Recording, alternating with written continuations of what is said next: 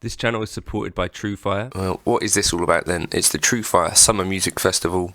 What I'm going to tell you about, you can get 1 month of all access for just $1. The all access, you can dip in and out of every single course on Truefire, so that's a really great way to get some awesome courses down you. Okay, today I wanted to do a bit of a video on what I think are maybe some of the best guitars under 500 and just talk a little around a concept which I think might be worth thinking about. There's a reason that I'm not including Sire here at the moment, because I think there's been like quite a lot of like mission creep there. Originally, like the Sire guitars were built around like Larry's signature guitars, but now the range is so huge that it's kind of unrecognizable from what it was. But I think the Sire story does show us, and they still are making guitars, of course, and I'm sure some of them are great.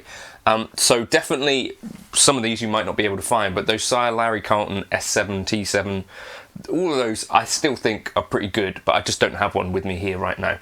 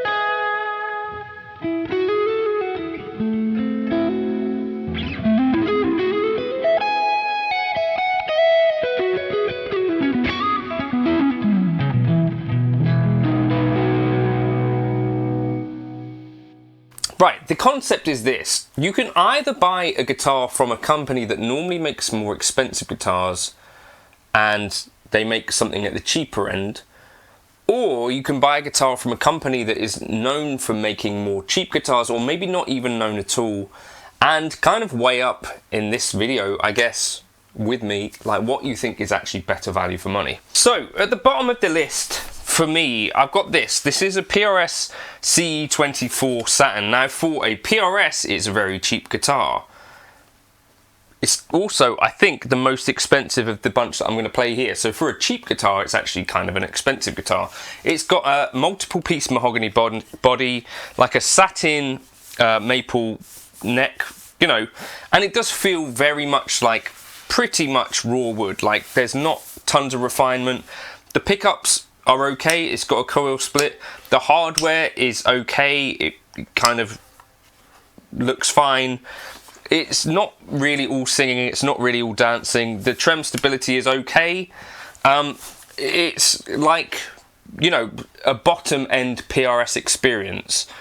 But I don't think it's the best experience that you can have under £500. This is why I put this at the end of the list. It does look, has some of those hallmarks of the PRS that I think some people really like.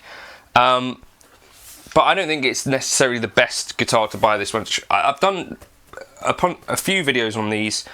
I think they're good, but I think there are some better options. A really interesting brand that I've got this out of the shed, and it's been in that shed for about a year. Did nothing with it. The neck has moved a little bit, so the action's quite high, but this plays fantastically well. It sounds pretty good. And with Harley Benton, I think there is the ST Modern, which is under £500. You can hardly ever find those in stock. I'd be really interested to try one of those, because I think that looks to me like certainly the best looking guitar under £500. So I'm interested to try one of those. Let me know in the comments if you've tried that. But what Harley Benton do is kind of overspec in a lot of ways, right? It will be a poly body. It looks like it's two-piece here. I think it's a walnut guitar, but this is like way under £300, just over 200. You've got a coil split, 2 humbucking pickups, Tesla apparently, so you've got a risk that someone's going to vandalise them. 24 stainless steel frets, and the work on this is good. The frets are well polished. You know, these are stainless steel frets, and they feel better to me than most of the Sires that I felt at the factory, which kind of could have used some polishing. The fret ends look good. It's tidy work. You're getting an awful lot of guitar for your money. I think that tends to be the case with Harley Benton. Necessarily, you might need to have a little bit of work done on them, but in general, I think it's kind of hard to beat a Harley Benton bang for buck. This was a guitar that they sent me, as I say, about a year ago. They're not sponsoring this video now, but they did sponsor one a while ago. But Harley Benton, I think, are probably like the best cheap guitar manufacturer that really kind of then overbuild stuff.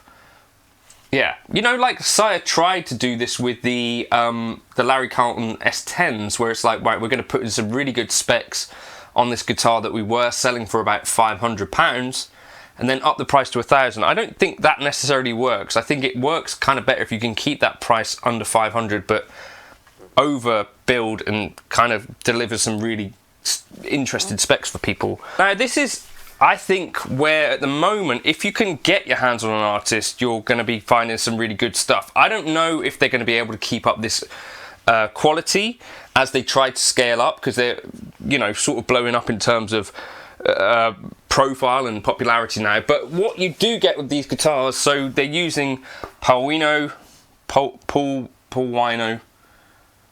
I've forgotten how you say it, quarter sawn roasted maple neck, really nice wood on the fretboard, stainless steel frets, but also crucially kind of mostly sticking to somewhat vintage-ish specs, some nice locking tuners, and a nitro finish, hand wound or handmade pickups, Chinese though. I did have a subscriber mention that this D pole is a little bit higher, and he found that his D string was like sort of unbalanced with the rest of the strings. I have noticed that all of the pickups have that D which is slightly lifted, so I presume that is an intentional design thing. But fantastic guitars, really, that do feel super, super high quality in the hands, and that is the difference between this and like the PRS CE24 Satin, which does kind of feel like a budget PRS. These don't feel like budget guitars at all. They kind of look a little bit budgety when you look up at them close, but the actual feel to play them is really quite fantastic.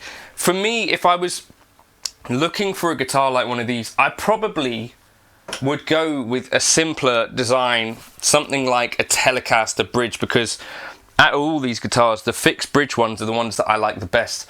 I think there's less chance for things to go wrong, more chance that you get a guitar that's going to stay in tune better. And that for me is why I think the artist guitars right now are probably the best guitars under £500. I think. Let me know your thoughts in the comments. Maybe Squier classic vibes, you know, Eart guitars. Those are things that I played one with Paul at Mile House Studios.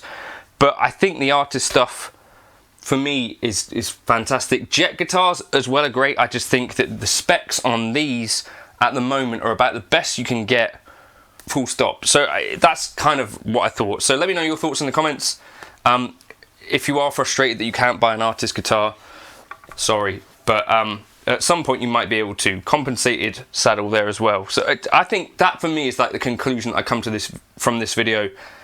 Buy from a company that are trying to impress you with their specs, rather than a company that are already well established and just building like a cheap guitar because there's like brand recognition there, and you can end up getting quite a lot more guitar for your money. I think very hard to imagine someone beating these kind of specs like on a Harley Benton or an artist. And specs are quite an important part of the guitar. The other important parts, of course, are QC and fit and finish and all that sort of stuff. But some of these smaller companies nail that as well somehow.